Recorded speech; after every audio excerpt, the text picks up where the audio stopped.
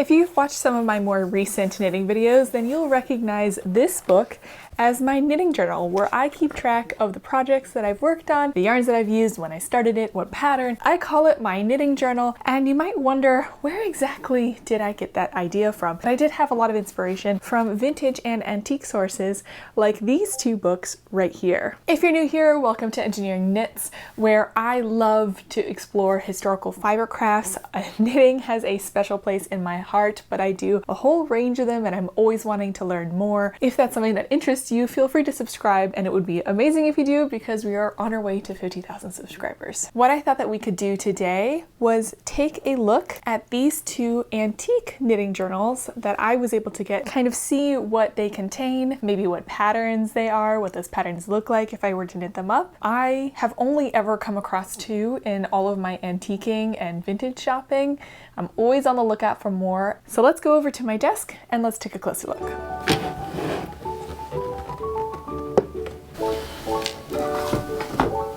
I am seated at my craft table, so hopefully that'll give you a better view of the knitting journals as I go through them. I've also got some hydration here with me, and I'm actually really excited to talk about this. You might remember that quite a while ago, I designed some mugs and some stickers, and I went through a production company to get them fulfilled, and I was rather unhappy with the quality and service that I got through that. So instead, I decided to take it all in-house. I have been creating and selling stickers, but what I've been working on for the past few months, and it has taken a while and a few false starts like this one. It's a bit of a misprint, but still well loved. But we figured it out. We can now print mugs at home, and I'm super excited to share it with you all. I decided to make just a few of them just to see what your interest is like. So there's like less than 30, but if you go to my Etsy shop, then you can see I have two mug designs that are for sale. I do hope you like them. I do make them, and my parents helped me fulfill the order, so it is something that's coming from me that I've made. I'll leave the link down in the description and as the first comment. Anyway, let's get right back to looking at these knitting journals. Quickly, before we jump into the antique ones, just a bit of a reminder of what mine looks like. This is what I've decided to include. I include the pattern, the yarn I used, a sample of that yarn, the original pattern pictures, pictures of the finished knit when I started and when I stopped, and any notes that I had along the way. And that way I have a little bit more of a tangible reminder of what I made, and I can look that pattern back up if I want to reknit it and go back to any notes on what fit changes or what difficulties maybe I had while I was knitting it. So here is the first one. I'm not sure if this is antique. Well, I think this is more vintage than antique because it's a 3-ring binder. I don't know the history of 3-ring binders, but in my mind, they're not very much an antique item as much as they're vintage, and the top bit is missing here. We have to be pretty careful and delicate. So here we have the instructions for a pillowcase lace, small needles, size 30 thread. So I'm pretty sure that's 30 cotton crochet thread, which I also have. And then here you can see what that pillowcase lace looks like on the other side. What I find interesting is that on a lot of antique samples that I've read about, there are some in museum collections, and it is just the knit or crocheted pieces, and then you are expected to read your knitting or crocheting to recreate the pattern. Versus in this case, the person fully describes all of the instructions all the way down. Let me see if there's anything interesting. So it does look like they have an interesting notation here where it's F. My guess would be that's a forward, or a yarn forward or a yarn over, and then that's how you would create the lace holes in this knitting. There you go. You can pause and you can read that if you want to. Next one, we have another pillowcase lace, and it's also on a 20 or 30 size thread for reference. As an idea, this is size 10 thread, just to hold that up kind of as an example. And you can see it's quite a bit bulkier for crochet thread. The higher you go in the numbers, the thinner it goes. The smallest I've ever worked with was size 50, and that was already quite punishing. Here's the next one, a lot of pillow lace. Again, size 30 or 20. We're still going strong on the pillowcase lace, although I have seen in my antique collection that laces like this, especially in this thin gauge, that they would also be used for trimming aprons or petticoats or drawers. And once again, just kind of holding that thread up there. So the brighter one here, this is size 10 crochet thread, and then this is probably a size 30 crochet thread. These look like they're getting complicated here. Well, here we have how many pattern repeats, 80 to 88 per pillowcase. Be interested to know what kind of pillowcase. Oh, and now we have a fun one. Look at that. So this makes me think it's definitely more vintage than antique, because I do believe that I've seen vintage cotton crochet thread that was offered in these rainbow colors. And this looks really fun, I have to say. And these are just pinned in place, so you can see the pins go through the pages and hold the lace in place. I could take them out and I would have a piece of lace that I could show you, but I'd rather leave it in place for right now. So here we have a slight note by the original knitter. It says, improve this pattern by only knitting, I'm guessing 9 holes to make them square instead of 11. So I'm guessing if you do 11, you get a little bit of rectangular versus 9. So how many do we have? 1, 2, 3, 7, 8, 9. Yep. So she knit 9 holes and that made this square. And the original pattern, it seems like, probably had 11. So they had one more repeat. So these were elongated here. Oh, that's another small sample there. Oh, wow. Look at these. Look at how fine these are. These almost look, I think they're even finer than our previous examples. If we go back and we compare the thread thickness, I think this is even a level finer than before. What's interesting is we have an insertion pattern here, and look how short it is. I'm going to try this out a little bit further towards the end of the video, because it's just knit 1 forward, knit 1 forward, knit 1, repeat is what they're saying this pattern is. So I want to try that. Are with smallest needle, size 50 or 60 thread. Yeah, it's tiny, tiny, so I thought that they were smaller thread for sure. Oh, so we have more. Lace similar to Mrs. Ellis. I wonder who Mrs. Ellis is, or what kind of instructions the Mrs. Ellis had. And I feel like you have similar patterns here, but at different thicknesses of thread. At least at first glance, that's what it looks like to me. This is thinner thread than this one, but a very similar pattern, so you can kind of see how it works up. Oh, here we go, yeah. First one knit with size 30 thread, third one knit with size 60. So 30 and 60. What's interesting too is at this point, we're no longer getting, this is pillowcase lace. And this one, instead of being pinned on with pins, we are sewing through the paper with black thread, which doesn't show on the paper, but it does show slightly on the knitting. Those of you who do handwriting analysis, do we think that this is the same person all the way through? I am definitely not someone who can analyze handwriting, but the way that the cast on is written does seem very similar between the other ones. More pillowcase lace, and it's Grandmother Walker's with diff edge. I'm not 100% sure what that says. Also just absolutely beautiful. This is quite a bit wider, but still incredibly fine. We have 2 edges. This again to me looks very much like it's the same pattern in 2 different weights. So you have a thicker yarn here and a thinner thread there. We have a little bit of crochet. This isn't tacked in or pinned in, it's just kind of loose in the pages. It looks maybe like the start of a doily of some kind, maybe an ornament.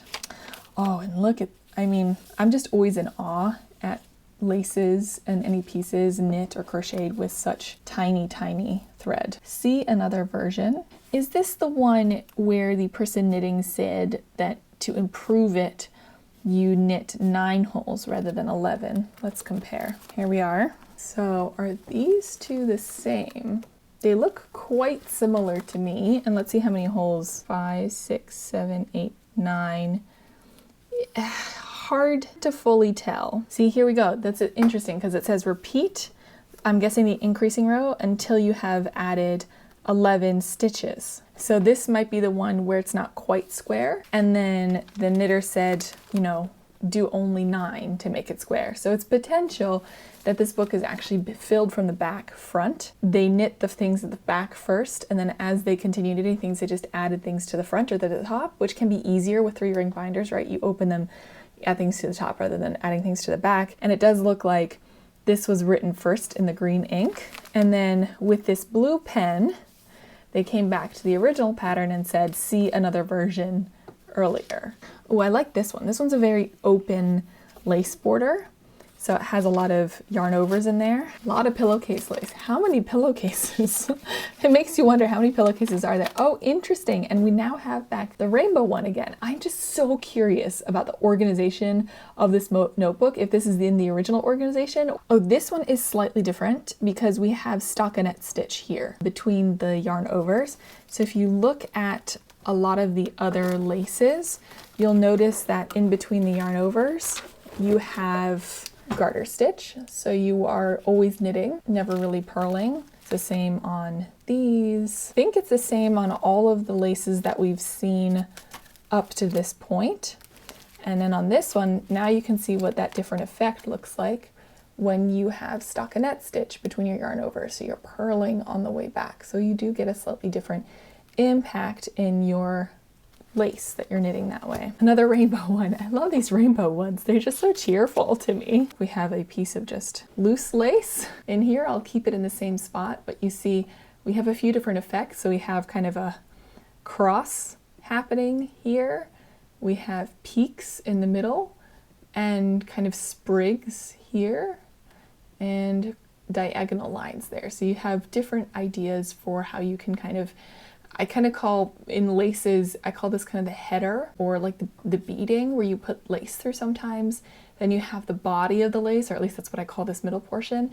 And then the edging, which is kind of that embellishment at the bottom of the lace. And a lot of times you could mix and match the 3 different designs to get, like you see here, a lot of different details and designs in one lace. But typically you would choose one of them, but this is a really nice kind of sampler to get an idea of the different laces that you could create from different combinations. This looks really familiar to me. I have knit something very similar to this body of this lace. This piece I have definitely done. I recreated the lace on the bottom of antique drawers for my own drawers. And this is Mrs. Crosby's lace, although I don't think we finished writing it, unfortunately. So why don't we go over and test out that one lace that looked like it was kind of interesting, that insertion lace, and see how that goes. I am taking a look at this insertion. Thing about this particular pattern is that she doesn't note needle size, nor does the knitter note the thread size. I can tell from the insertion that it is quite petite, but I'm not gonna go, so I'm looking at my needles right now. I have very small needles. I have up to 600 needles. I'll put up on the screen exactly like 60, how many millimeters that is. I'm not using that size. I think this is closer to 50 that I've just picked out. And then I showed you the number 10 or size 10 crochet cotton thread that I have, but I also have smaller ones. I have number 30 and I also have number 70. I'm not gonna go down to 70 because the pattern book doesn't even go down to 70, so I'm gonna stick at 30. This is DMC crochet thread, which I didn't even know they still made, and I was super excited to get it from a local supplier. Holding up my thread, I do think that it's smaller than 30. I think it's gotta be the 60 that she used. We're just gonna do this, that's fine.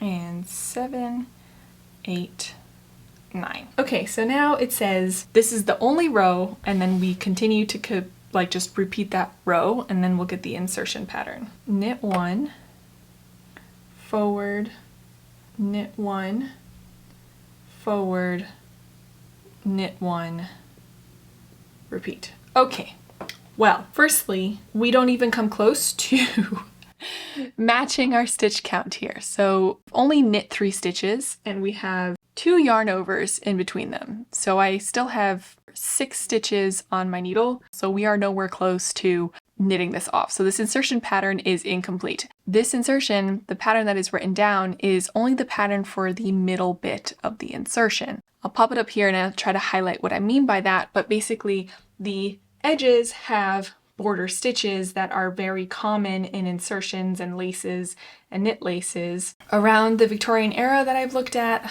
So let's restart this. 2, 4, 5, 6, 7, 8, 9.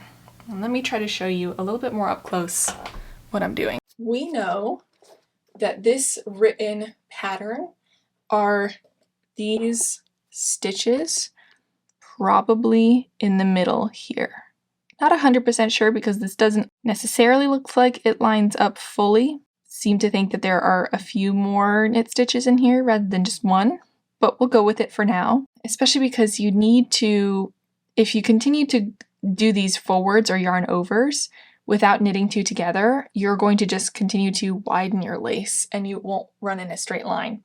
But we definitely need the border here, which is usually a knit 1, yarn over, knit 2 together, and that eats up 3 stitches on this side and 3 stitches on this side, which together is 6, which would account for the missing stitches that we had when we just follow this. So here is my issue. If I do this exactly, we are going to just grow our pattern.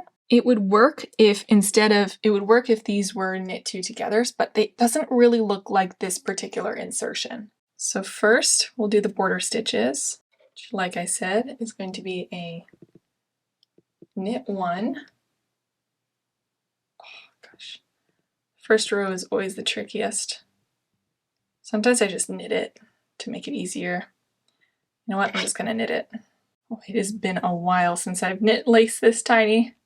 It is making me sweat. All right, so that hopefully sets us up for a little bit easier. Now let's try to follow the pattern. So like I said, the border stitches very commonly that I've seen in Victorian laces is a knit one, yarn over, two together. Maybe there's an actual term for it, but to me this is a balanced pattern because you're not net adding or taking away stitches. You're yarning over, which is making a stitch, but then immediately you're knitting two together. So you started with 3 stitches and you are ending up with three stitches. So now let's do what the pattern says. So knit one, forward. Now if I were just to knit one here, like I said, the problem is balance. We are going to be ending up making a stitch, and that's not great. The other issue here too is if I now yarn over and knit two together, we're going to end up going right into the border. Let me just follow the pattern and maybe they take care of it on the purls. So yarn over, knit one, yarn over, knit one. Now we're back at the last 3, so we're going to do the other border but the other way around. So we are going to knit two together, yarn over, knit one. It doesn't look like much of anything at the moment, but the problem is that we have now created 2 extra stitches. Inclination from looking at the lace is that potentially they're taken care of on the purl side, so I'm going to purl back and purl them together on the back side. So let me do that off camera. I'll be back in just a second. Okay, this is what the lace looks like now, and I did work off the extra stitches on the purl row. So what I did was I just purled 3, then I knit 2 together, which includes one of the yarn overs, then I knit 1, then I knit 2 together, which included the other yarn over, and then I knit 3 again. So I'm just gonna keep on doing this repeat a few more times, and we'll see what that turns out looking like. I'm just editing this video and I'm looking back at the footage and I realized something that I said to myself earlier, which is the entire book is filled with just garter stitch lace and only one sample of knit lace, aka the wrong rows should really be knit back, not purled back. So I need to, at some point in the future, redeem myself and really interpret this particular lace pattern because I don't think I did a very good job. I'm so sorry about that. I'll leave scans for the entire books up on my Patreon page, just so that maybe someone else can help me reinterpret these patterns as well. I'm so out of practice. I look back at some of the other laces I did and I'm like, how did I do that? I need to re-get into the game a little bit. I think we're close, but not quite there. I mean, wow, look how fine that is. And then my lace I attempted with number 30 crochet thread and 60 needles. I think this is going to have to take another go. I want to read this lace and recreate the pattern, but maybe that'll be at a future time. I love looking at stuff like that. Isn't that just stunning? Okay, now we're back from that adventure and we're going to go look at the second book that we have. Oh, we might have to zoom you out a little bit. Hold on. I do want to be sure that you can see the whole book. We have To Catherine with Best Love from, my best guess is that says Zakia, and it looks like an Arabic type script underneath it. If anyone could read that, that would be amazing. From May of 1919. Now, I have looked at this one quite a bit, so it is not as full, unfortunately, as the other one, but it is very interesting. So here we have the full instructions for a Dutch heel or a horseshoe heel. We have some beautiful markings for the repeats of the patterns, you know, when you say repeat from there. The next one we have is a diamond lace blouse. And what really sticks out to me on this pattern is that we have kind of the short names for everything. So M is make, K is knit, SL is slip. I think that this would be an interesting one potentially to try out as well. It seems like there are 11 rows of this diamond lace blouse repeat. We want to use 6 ounces of Shetland wool, 2 number 7 needles, and 2 number 13. Then we have, so this is the lace, the diamond lace repeat, and then we have the instructions for the front, the back sleeve, and the collar. And then look at this, and also the tie. How fun is this? Let me show you a little bit more up close. So I definitely want to try knitting that. I am sad that this is the only pattern really that made it into this book of Catherine's. She, or the person who gifted it to her, did go through and number the pages all the way. Let's see. Oh, we have more. Oh, we have more. Oh my gosh, it's not just a knitting, but I've never seen this, to be honest. It's also cookery. Savory sweets, cakes, raised pork pie, cheese straws, cheese biscuits, cheese cigarettes, cheese patties, a choux pastry, an almond icing, chocolate icing, mock cream. I really tried not to leaf through it like that because I didn't want to lose the knit sample that's in here. So I always try to keep it together, and I guess that's why I never saw anything else in there, but I do think it's pretty spectacular that it's not just knitting, but also cooking. So it's supposed to, it seems like she started it with good intentions, but we never finished it. And we have one last note on this cardigan it's from First Vogue Book of Knitting and Crochet, the Condé Nast Publications Limited in Bond Street. So from the First Vogue Book of Knitting, I'm gonna have to look up exactly when that was published. But it'll be interesting to know if it's, you know, anywhere earlier or later to kind of add to the story of this particular book and what Catherine decided to do with it. So let's go look up the first Vogue Book of Knitting and Crochet and try out this diamond pattern for ourselves as well. Okay, so I am here with my needles. It did say number 7 needles. Looking at the conversion chart, it says 4.5 millimeter needles, and it did say Shetland yarn. I don't have any Shetland. I did look and see if I could find anything about Vogue's first book of knitting. The earliest I could get was Vogue's third book of knitting, and that was published in 1933, according to Ravelry.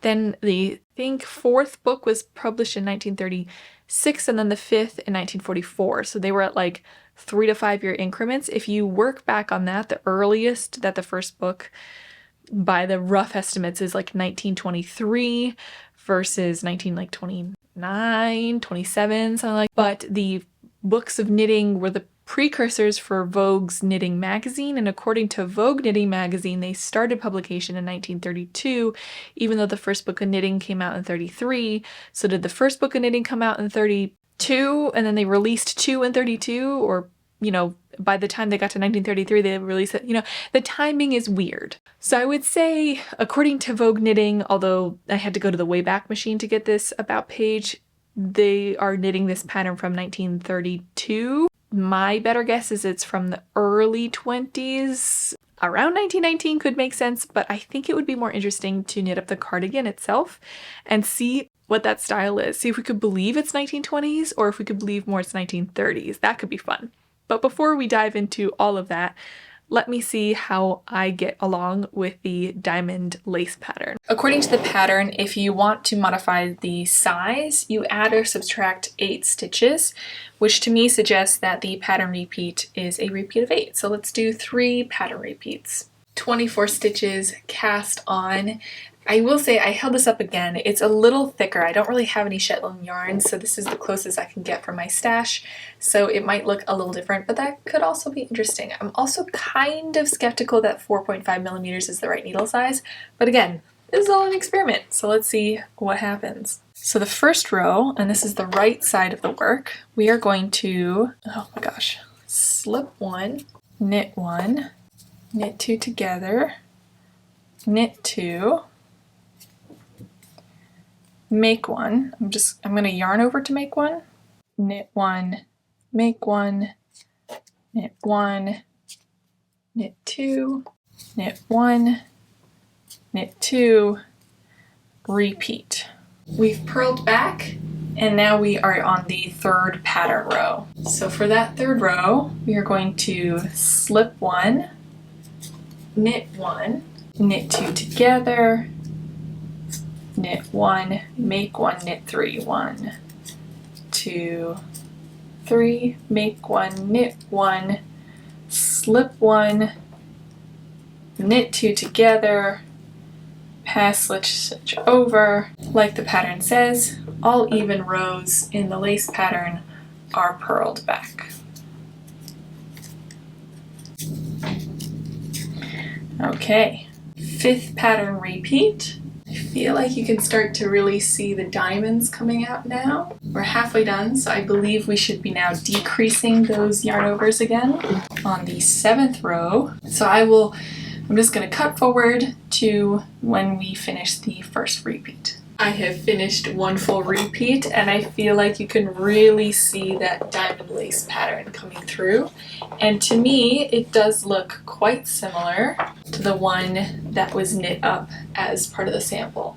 Again, my yarn is definitely thicker, but comparing the two, if I got a Shetland weight yarn and I used the same needles, I could potentially get this kind of gauge. I have 2 repeats and they have 3 repeats of the pattern. So we'd have to see. I'd have to go down a yarn size to be able to fully compare it, but wasn't that fascinating? I think that was really cool. This really makes me want to knit an entire cardigan or sweater up in this pattern just to see what it is. I couldn't find the first book of Vogue knitting anywhere. If anyone has it in their collection, if you know more about it, if you do more research and you find it, please let me know. I want to know what this pattern is so bad, but in the meantime, I might have to put it on my knitting list to knit up and see what this mystery sweater looks like. Let me know. What do you think? Do you think that would be interesting? Thank you so much for watching. I hope you enjoyed kind of exploring antique knitting journals, and maybe we can all take that as a little bit of inspiration for our own knitting journals. I am really happy that I've started keeping a knitting journal. I wish I did it sooner, but I'm happy that I'm keeping it now, and I might include some more detailed samples of my knitting going forward rather than just strands of the yarn. I feel a bit inspired to do that. Once again, feel free to check out the mugs that I have just released on Etsy, which is super exciting. And of course, I always have the stickers on there. And speaking of knitting journals, one of my sticker sets is specifically for helping you keep your own knitting journal if you're interested in that.